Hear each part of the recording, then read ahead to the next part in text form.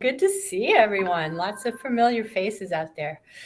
So thank you for joining us. And today we're going to explore conscious discipline classroom structures and rituals that help generate an optimal state for learning within the environment of the school family.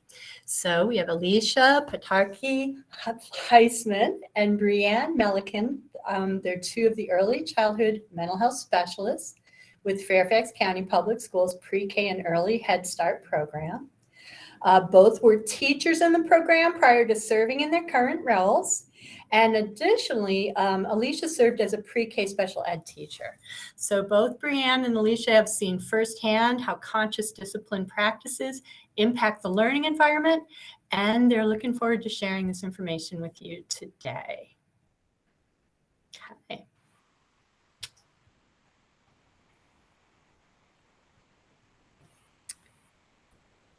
All right. Good afternoon, everyone.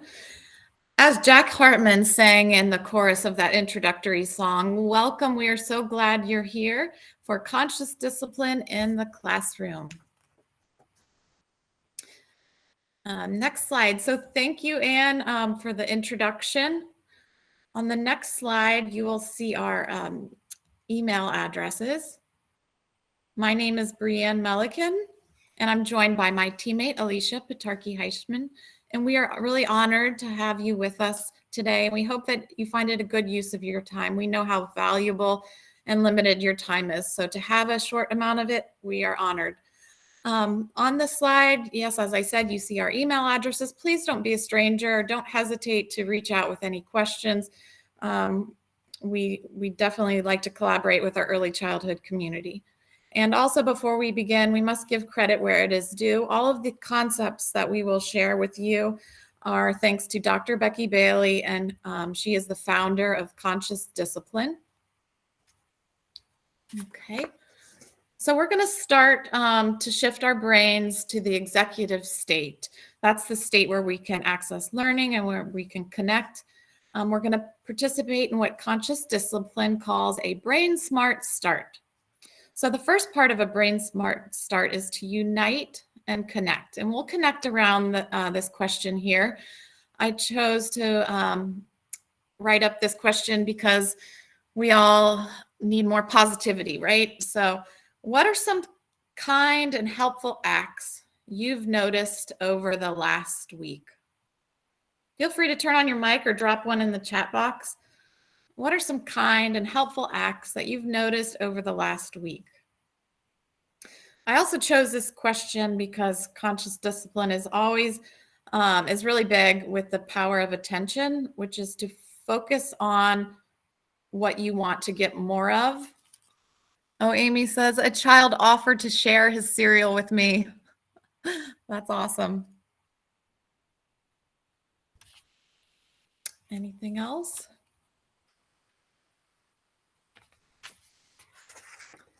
A colleague offered me materials. A lot of sharing. An admin found me a room to work with my student, much quieter. Someone let me get ahead of him today on the expressway. Oh my gosh, that's huge. So yeah, like pretend you have a highlight and shine that on the positive things that you can notice in your day. And just like with students, focus on those positives. And okay, the next slide, what we're going to do to disengage stress, which is the second part of a brain smart start, is to disengage stress. Hey, Brianne. Yes? There were just two more people that said, someone said, a student helping to clean up toys they did not play with so we could go outside. And then someone helped me with my bag on the train. And then someone has raised their hand. Dorothy, you want to turn your mic on? I just added it to the chat and I just put a child. Oh, okay. A child greeted me with a hug. Perfect. Thank you for elevating those, Alicia. Definitely filling our cups. Awesome. So to disengage stress, let's participate in 3 rounds of this marble breathing visual. So when we teach our children to breathe. We teach them to inhale in the nose like you're smelling a flower, and then exhale through the mouth like you're blowing out a candle. So inhale, exhale.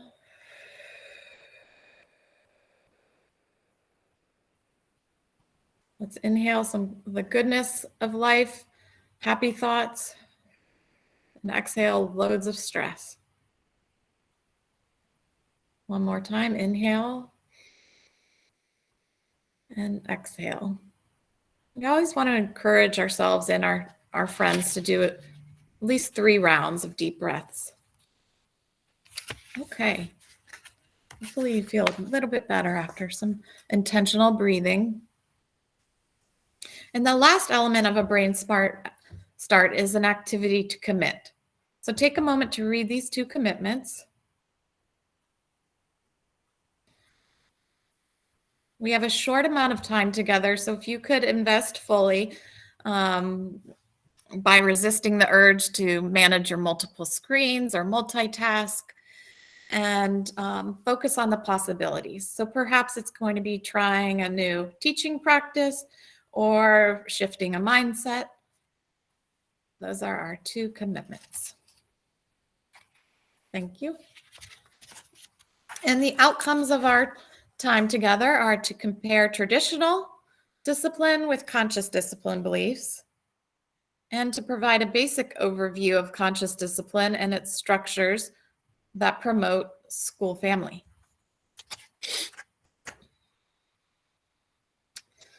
So, what is conscious discipline? I'm going to refer to my notes to read it just right. Conscious discipline is a trauma-responsive, comprehensive social-emotional learning program that combines evidence-based practice in SEL, school climate, classroom management, and self-regulation. Conscious discipline encompasses 4 parts, 4 components: the Brain Smart model, 7 powers for conscious adults, 7 skills of discipline, and the main focus of today's session, which is creating the school family. Through these components, conscious discipline provides daily best practices to support strategies and classroom structures that teachers can use to turn everyday situations into learning opportunities. So conscious discipline is different from traditional discipline, which is what many of us grew up with, right?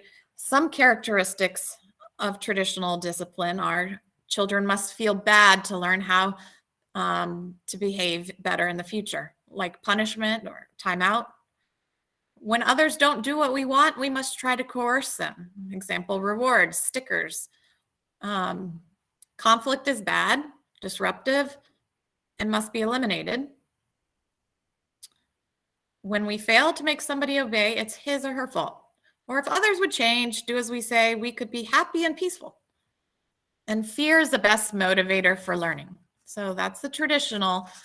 And so shifting to the conscious discipline way is love and connection is the best motivator for learning and growth. We must teach children in order for them to learn missing skills. We are empowered by choosing control ourselves instead of others, so developing that self-regulation, and conflict is an essential part of life. So again, conscious discipline is asking us to change our perception of conflict, to change our response to conflict, and to create more of like a classroom school family, a compassionate culture. All right. Our traditional beliefs tell us that we need to stop the behavior. The conscious discipline tells us we really need to teach a skill, and that it's a form of communication and call for help. So our first step, next slide, is to change our job description. We must shift our intent from punishing children to teaching children. We need to have the willingness to be aware of the traditional and shift to conscious discipline. So we ask you, are you willing to spend time becoming conscious of your intent in regards to discipline? Are you willing to see the call for help? If your answer is yes, then we encourage you to visit the Conscious Discipline website or take further Conscious Discipline professional developments, where there are many, many opportunities, and on the website, many free resources as you think about or practice implementing these structures that Alicia is going to share with you next. So take it away, Alicia, with the exciting part.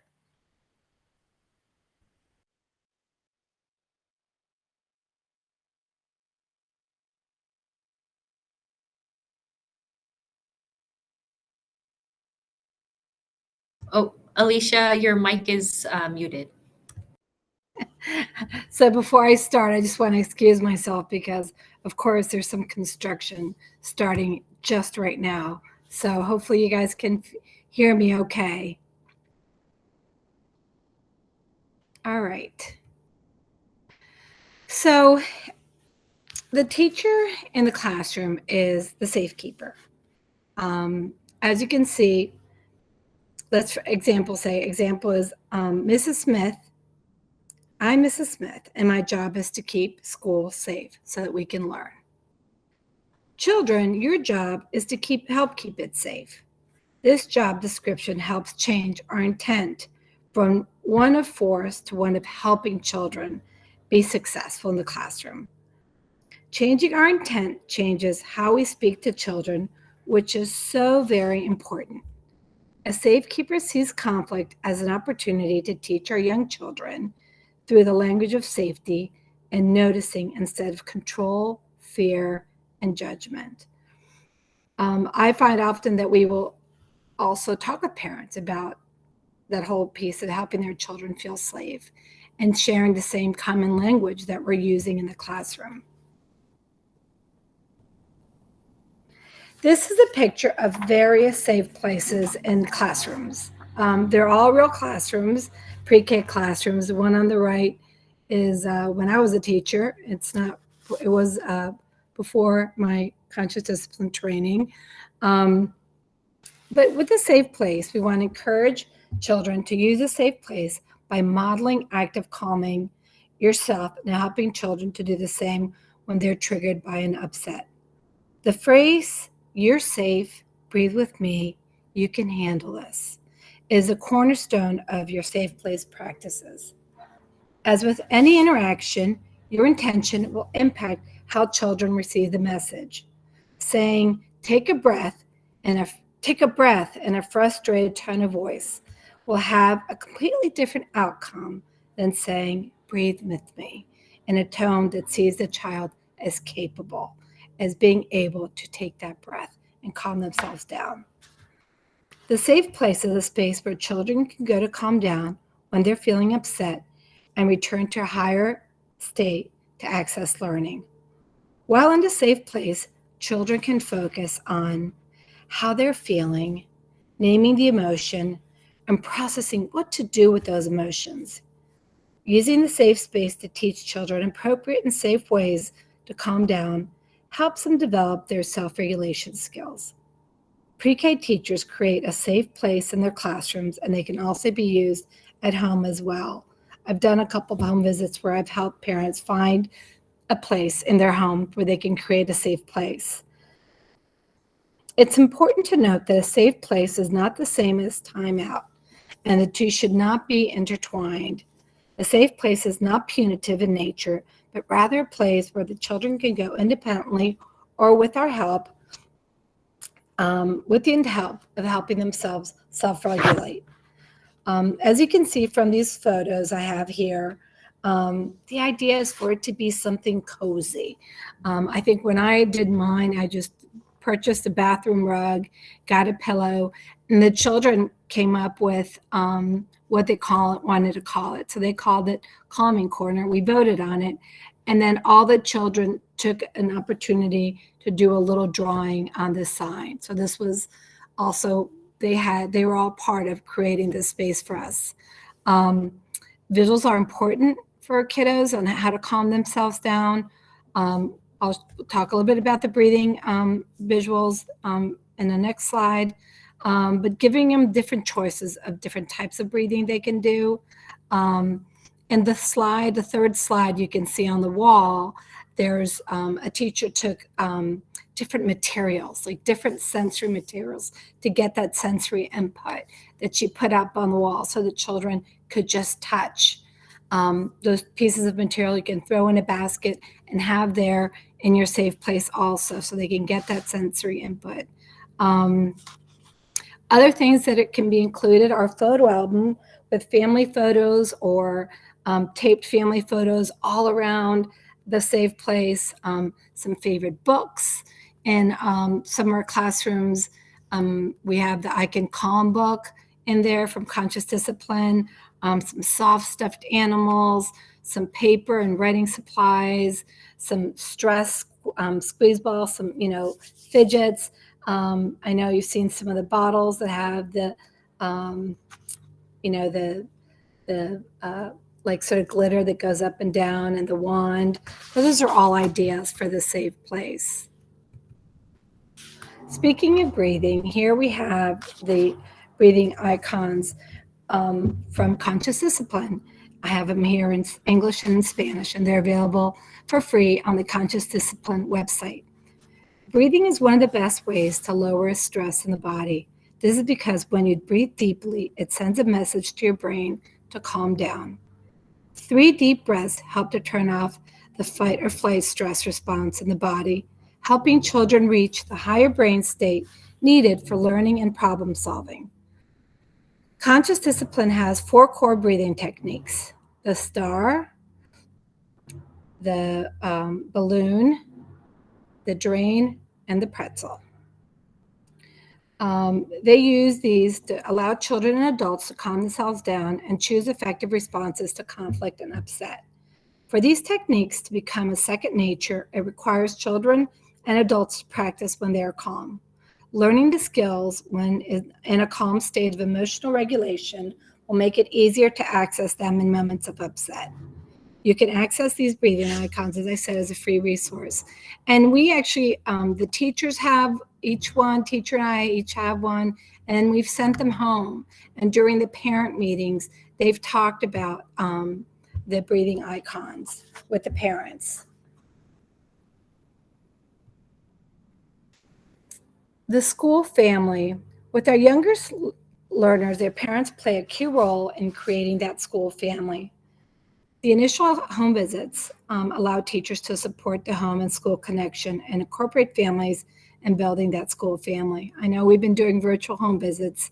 Not quite sure if people are doing in-person home visits yet, but meeting families at the home visit allows the teacher to focus on noticing and inquiring about the family's situation and moving away from judgments that may arise because connections are being made. Now more than ever, bridging the school and home connection is going to be very important. We often encourage teachers to give families, we did a training a couple years ago where we just reminded teachers that if they're planning on taking a picture during the home visit, to please just give the parents a heads up, because some parents may just be getting out of bed and they would have preferred to have been able to get themselves a little bit fixed up. In these pictures, you can see a creative way that the school family is also shown. You can't really see very well, but the picture on the left are pictures of the family that they put on the walls, on the windows, right by the safe place. Some safe place, this classroom had put the school families in blocks. And then the other 3 I got from Becky Bailey, one of her trainings, where she had a family peekaboo box, a family snuggle puppy, had the family picture on it.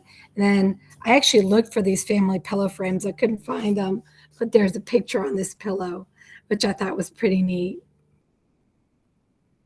The school family board is something that we really try to get our teachers to have in place. The first couple weeks of school, our classrooms use the family board for children to be able to see pictures of themselves with their family when they start to feel sad or homesick or just are excited to see their families. In our early Head Start classrooms, we encourage teachers to use the pictures of the children's family lower on the wall so that children can, walk over or crawl over to see their families. In one of my classrooms, I had a little girl who was really having a hard time transitioning. She started later in the year, and was just crying quite a bit. She really missed her family. So we went and Velcroed a picture of her family on her cubby. So whenever she was feeling she's, missing them, she'd take them outside with her sometimes. During that time, she would come and bring them and put the picture on the cot with her. And that really seemed to make her feel better. On the right, you see the school family board. This is a display of one of our classrooms, but we've done one, I know in one of my schools or at Brookfield, where we had everybody in the school family board. You had not just the classroom, but you had the administrators, the school social workers, the school psychologists, the Jeffries catering person had their picture on there, the counselor. So anybody that's part of that classroom or the custodian, because we want children to see that their school family extends and their job, all these people's jobs are to keep them safe. The next is I love you rituals. And I love you rituals, they require eye contact, touch, presence, being there for them, and being playful. Here on this slide, I just put up Round and Round the Garden. You'll see that in action in a bit. And then this is a page from the Rituales Amorosos, which is the I love you rituals that they have in Spanish, where what was interesting I saw the Rituales Amorosos, which is a Spanish version of the first I Love You rituals. I thought it was going to be a translation, but it's actually rituals that are common to people who may have been created and have been raised in a Latin American country. So like Los Pollitos Dicen, or there's also Arroz con Leche. So it was pretty fun. We've used those in early Head Start parent group we're doing right now. I love you rituals help us and children build connections and feel safe in a place they belong. We often say to people, think about some of the rituals that you grew up with. What were some of the nursery rhymes that you learned with? Or what was a little saying that your mom or dad or grandma or granddad said to you when they're dropping you off somewhere, or when they're saying goodbye to you and they may not see you for a while? So think about what's a ritual that you may have with your own children. The rituals we usually focus on building connection and safety, and we can use them to model for others. Because connections that are built on the outside build connections on the inside within us. Here's a video I'm going to show you next of our early Head Start classroom using the I Love You ritual of Round and Round the Garden. So I'm going to see if I can master this. All right, here we go. Please let me know if you can hear me. Hear it.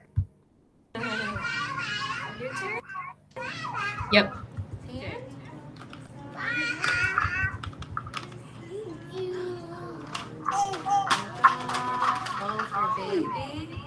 Baby sand?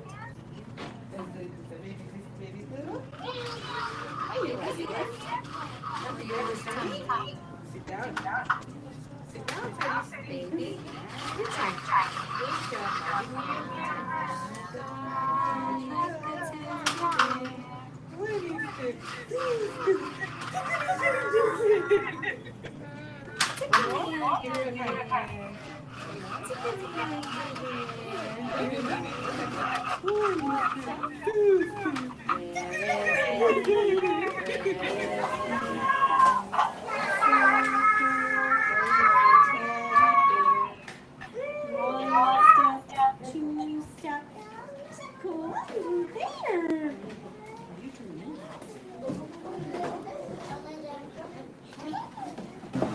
Round and round the circle goes the teddy bear. One step, two step. Under there. Come on, you do me. You do my turn. Round and round the circle goes the teddy bear. One step, two step. Under there. Round and round the circle goes the teddy bear. One step, two step. Under there. Circle goes the teddy bear. One step, two step, tickle under there.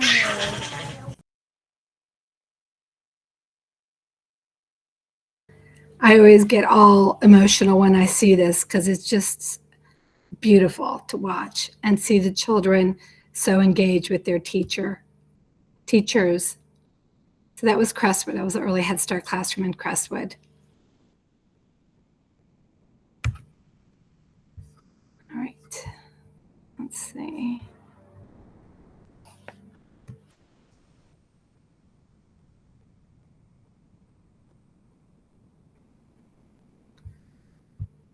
All right. Sorry. There we go. Okay. So the next thing we're going to talk about is the kindness tree. You can create a kindness tree in your classroom using a paint wall decals. I remember I had one in my classroom that I bought at the teacher store at Lakeshore. You can also draw a tree trunk on a piece of cardstock. Honor kind and helpful acts by putting sticky notes or hearts on the tree. Welcome the children to add drawings and share about kindness that they've noticed. Discuss and celebrate these acts of kindness during the day. The focus is on the acts of kindness, not on the individual's name. So we're not going to be putting their names up there. We're going to write what was the kind thing that they did. If you don't have an area in a wall where you can use, I've seen teachers have like a kindness tree where they add little hearts. And here's an example of a kindness tree that you can also use in your classroom.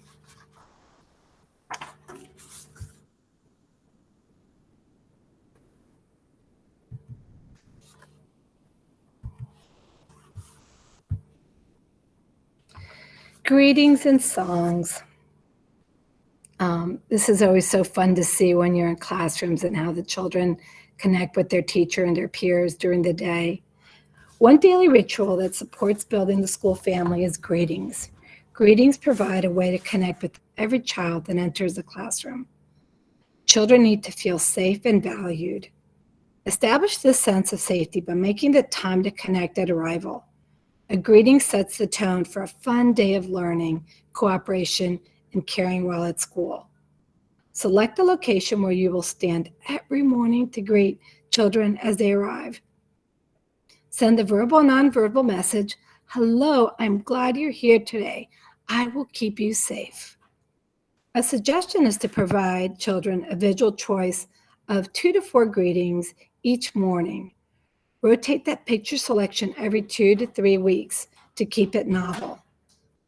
A second way to support building the school family is by using songs and music. Songs can be used to set the tone for the day or to allow for playful breaks throughout the day. Songs will playfully encourage movement, supports education, emotion management skills, kindness, and is a powerful tool to reach children. Songs can be used to teach social skills, manners, celebrate each member of the school family, and the time that they share together each and every day. The next is visuals, rules, and routines. A predictable schedule with routines that explicitly teach expected behavior are like the skeleton of the school family. They provide safety for the school family, structure, predictability, and consistency. Children feel safe within clear boundaries and expectations for behavior, as well as comfort from the repetitive, familiar schedule. The conscious discipline way to teach children to follow directions is to map it out, model, add visuals, practice, practice, practice. And I know many of our teachers have them in their classrooms, and we really encourage the teachers to have them all set from day one. And our teachers like to have the kids actually doing the routine. we will often say, well, if you would like to do that, then just do like lesson picks or board maker or pictures from magazines for the first, week until you can gather your children actually doing that routine. The next piece is wishing well. And this is just so powerful in a classroom. Often you'll say, and you'll see in a video in a minute, you've been gone, you've been missed. Where would you like your welcome back kiss or hug? We actually use hug. But wishing well is a way to instantly calm ourselves and offer love and caring to others. It's a way to change your mental state for situations around you. These are the words we use when wishing well, and you'll see it in a minute. Put your hands over your heart, take a deep breath, pause and picture something precious in your mind. Breathe out while you're opening your arms and sending those precious loving thoughts out to the person you're wishing well. I've been in classrooms where the children will ask, did you wish me well yesterday when I wasn't here? They remember. In the book, which I'll refer to a little bit later, The School Family, there was a dad who talked about that too, when his daughter had been out, and how she kept on talking about that the class is wishing her well while she's out. And here's a video from one of my pre-K classrooms at Hutchinson. I guess I'll mute myself to avoid the echo. Hopefully you guys can. I'm gonna have you start right now. Okay. So boys and girls, let's check how many friends are here. 16. Right? Let's see, let's find out. Because we have 2 friends that are absent. 15. Right? But now they are, let's see, is Emma back here today? No. She's right here. She's right there. So we're gonna put her here to make sure. And is Hira back? No. She is. So she's just being so sorry. So there's Hira. So now, Sandy, we're gonna go get Mr. Bear. We're gonna say, what do we say to Hira and Emma? You've been gone and you've been missed. Would you like a welcome hug? Welcome back, Emma. Welcome back to our class. And would you like to do, let's see, Abba, would you like to try do the other one and say, welcome back to Hira? So let's go. You've been gone and you've been missed. Would you like a welcome hug? All right. Okay. Thank you so much. And boys and girls, do we have anybody here this morning to wish well? No, but we can wish everybody well. Let's pretend. So take a deep breath, Albert. Wait a minute. Take a deep breath. Put everybody into our hearts. And we blow it out. We blow everybody like good vibes. And we say, we wish you well. We wish you well. All throughout the day today. We wish you well, we wish you well, all throughout the day today.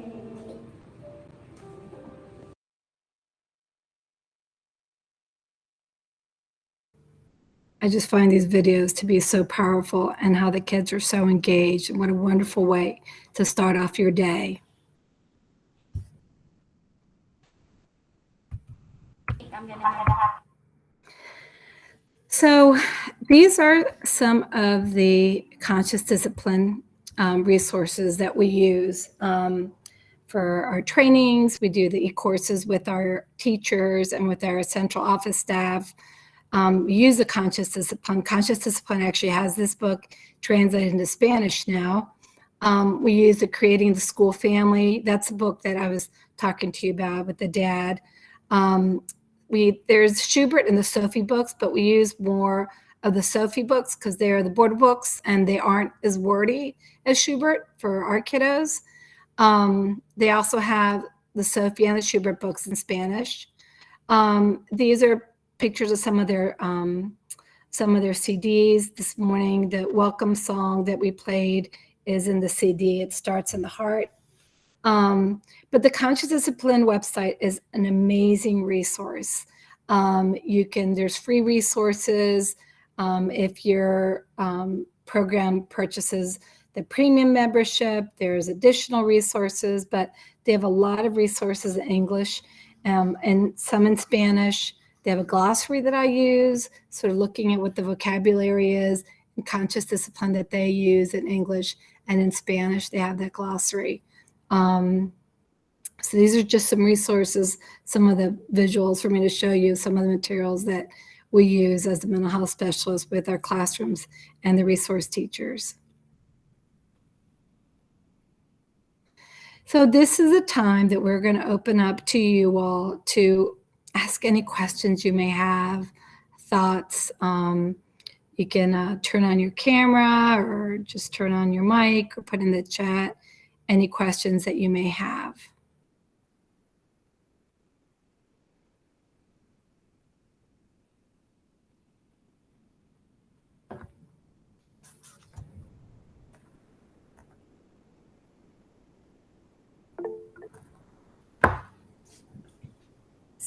So I have a question. I actually, it was really interesting to see the safe places, the way those were set up. That was so interesting because I was in a classroom a while ago, and there was a little one in that classroom who was having a really hard time with like the sensory overload, and he kept going back and kind of going into a little cubby area to sort of get safe, and then he'd come back out again. And I asked the teacher, have you ever thought of putting a safe place in your classroom for not just for this little boy, but for the other kids too? And she said, oh yeah, it's right over there. And she had a pillow, like where the kids were all playing, there was a pillow, but it wasn't a place where you could go and feel kind of separated from things. So those examples you showed were so excellent to see how people set them up. But my question was, I know a lot of times, in classrooms, especially for specific children who might be having a hard time, listening and following directions, we do behavior plans. Are behavior plans ever part of conscious discipline? Because that is like giving, I know Brianne talked about stickers and all of that kind of stuff in the beginning, but I mean, is there a place for them within a classroom that does conscious discipline? Brianna, I don't know if you had answered a couple things. In all the trainings we've seen, we have not seen any behavior plans that have been specific with conscious discipline. I know the safe places that you saw, some of them were like, much more. I mean, some teachers really get carried away. At one of my classrooms at Herndon, like she just has a tiny classroom. So she basically used like a table and just put like a tablecloth over that table. But like, I have a little guy right now at one of my schools where at Dogwood, and he they placed a rocking chair next to the safe place because he really sort of needs that rocking sensation to sort of bring him down. And we've set up, like, sometimes the kids will have like their own little box of ways that they can calm themselves down specific to the needs of that child. I've had teachers who will say, oh, well, my library is my safe corner. And, we've really encouraged them to, this is the library and this is a safe place. And what we often will talk to the teachers about is like, we need to help the kids. We need to help them co-regulate, right? So like, we need to be sitting there with them. We need to be taking the breaths. If they want to be held, with my little ones at early Head Start, I hold them on my lap. I hold them so they can feel my body taking those deep breaths. But we are really highly encouraging teachers to have them in their classrooms. Brianna, I don't know if you had anything else to add. There are strategies, I wouldn't say full behavior plans, but to address some of the more severe behaviors. Like, I love the Conscious Discipline book that helps. It's a social story and techniques specific to children who experience rage. And it helps teachers understand the difference between just being upset and rage. Like, the physical signs and what's going on internally. So there are strategies definitely for specific challenging behaviors, biting, tantrums. And she has they have some short clips that teachers can watch. She also has podcasts also on she has different people that come in and talk. And the other piece I wanted to say was, now I lost my train of thought. I'll get it back. Brianne, Sandra Horton Lafferty wants you to send her that book, the name of the book that you're talking about. Sure thing. I'll put my email address. If you can email me in case you're not within FCPS, I can get back to you. And something, sorry, go ahead. No, go ahead, Amy. No, I was just going to say, I think what you were mentioning before about the idea of it's almost a reframe that we're skill building too. And I think how to go, it's not the punitive, consequence kind of, it's what are we teaching, and the opportunity to be able to teach through connection and safety and relationships. And I think kind of that's more the emphasis too.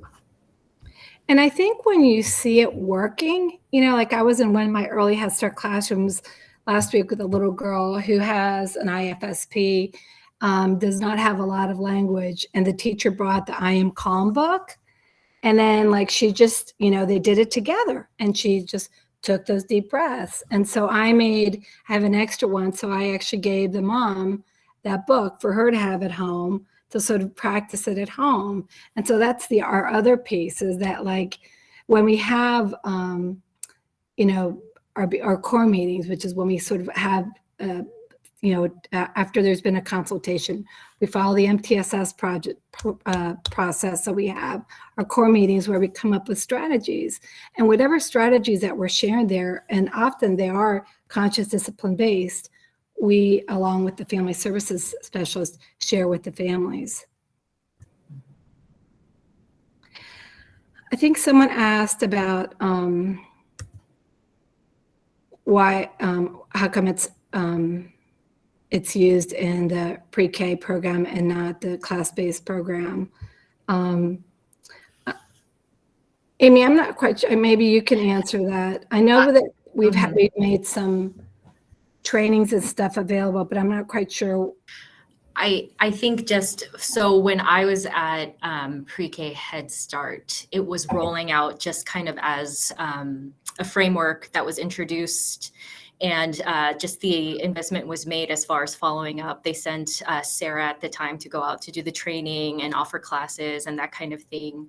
And I think it was just a departmental decision at the time, just based on the program, not a specific, this is how we're going to roll it out. Yeah, and like Joni was saying too, there's the elements that can be used in the class-based program. A lot of these activities can be used in the same way.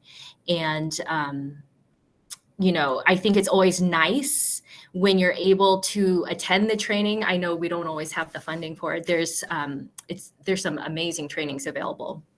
But at the same time, like Alicia and Brianne were saying, there's a lot of free resources too available on the site. They have a lot of social stories too that you can kind of take a peek at. They have some video segments. So that's been really helpful. And again, I think especially with COVID this year, where we've had to be a lot more restrictive as far as choice, as far as centers and, that kind of thing, it's been really nice where these are opportunities that children have control of the environment a little bit too, and have some ownership. Like the greeting one, sometimes it's a child's job to have the board out and say, how would you like to be greeted today? Right. Do you want a high five? Do you want an elbow bump? Or, whatever it is. And so even kind of setting that framework in the very beginning, offering some control of the environment and some peer relationships. I think, just little things like that can be embedded throughout the day.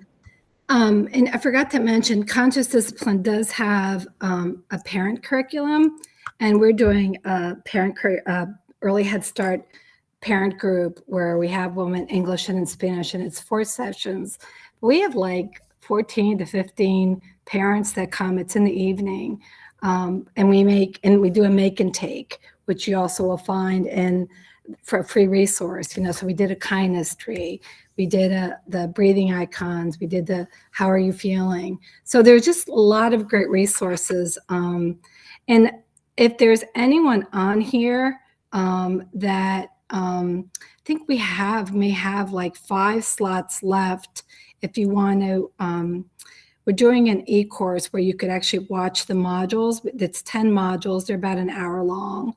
But if there's anyone here that may be interested, we could give you the link. We have, I think, about 5 spots left. So I'm going to put my email in there right now, and you are definitely welcome to email me, and I can talk to Stacey. Stacey Finisel is the person who is coordinating this. I know it says Maria, but I go by Alicia or Alicia.